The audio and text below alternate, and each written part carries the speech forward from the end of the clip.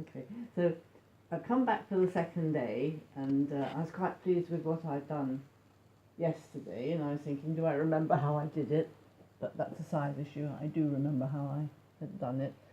And we were going to do the some of the more critical things which were going to make or break the picture, so I was quite nervous about that. And once I got into it, really, I thought, well, I did it yesterday, and so that's how I felt about it today.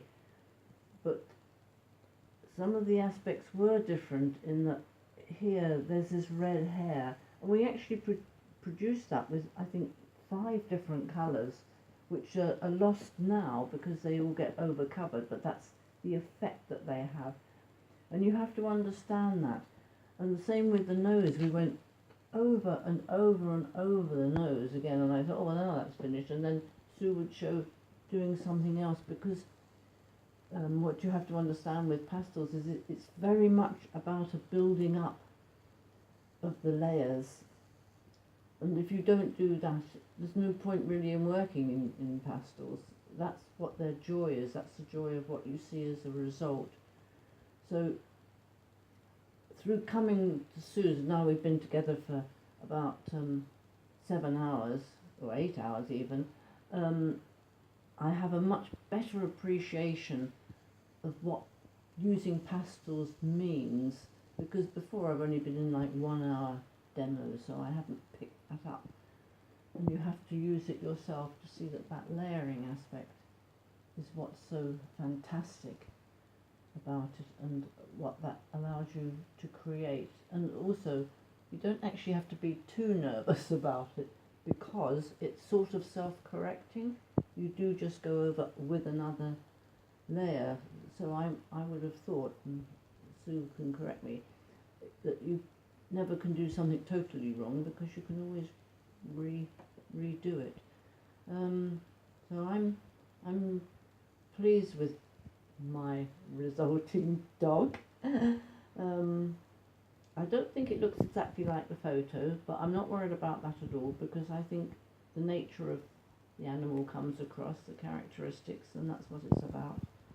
I'm very happy with the way the pastel looks and the strokes and things. I think it's a nice reproduction of the work. It's been great fun working with Sue, and although we know each other really well, we haven't actually nattered about anything other than what we're doing, and I think that's been very therapeutic, actually, the intensity of doing something like this. But it's also been a joy. So I'm saying intensity, that sounds quite negative, but it hasn't. It's been a real experience, and I can't believe we've spent so long doing it, because the time has flown by. It seems as though we've just sat down, really, and yet, 7-8 hours later, we've now finished. So yeah, fantastic experience. Sue's given me a bit of velour for practice, and I shall certainly buy some, because I can also experience that velour is much nicer than the paper, but I shall have to try it out in parallel. I've learnt really a lot. I've learnt how to approach it. So start with something that's possibly, well, very characteristic, like the eyes. Work on a particular area in some loose manner, and then look at doing the more detail, and then carry on in that manner. And then something like the nose and mouth, which is very critical. We spent a long time on that. We must have spent, I would have thought, well over an hour just on that. So you've got to think about that the bits that are really critical are going to take their time, and you'll get the good results as a result of being prepared to do that. And then it's good to stand back. It's very useful to take photos of things, because when you look on the photo, different things strike you. It might not be right or wrong, but something will stand out that you might not see when you look at the actual painting itself. So taking photos is good. Standing back is very good. Perhaps leaving it for a bit and coming back to it is good. Getting someone else to look at it is very good.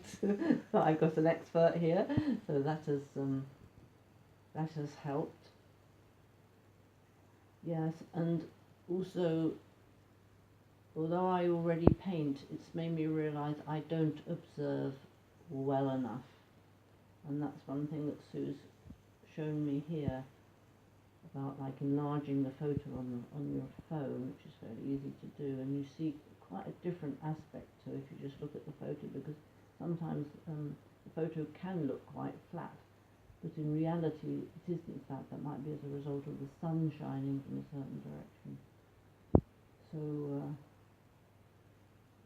I've talked about some of the techniques there.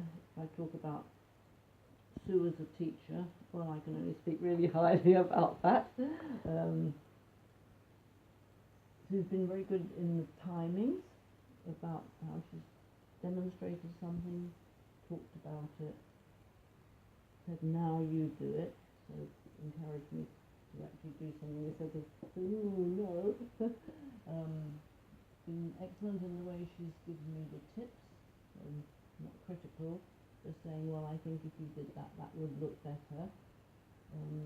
So very good at discussing everything. Timing-wise, it's been fantastic as well, and providing all of the materials, and been just good fun. Okay. Thank you, Carol.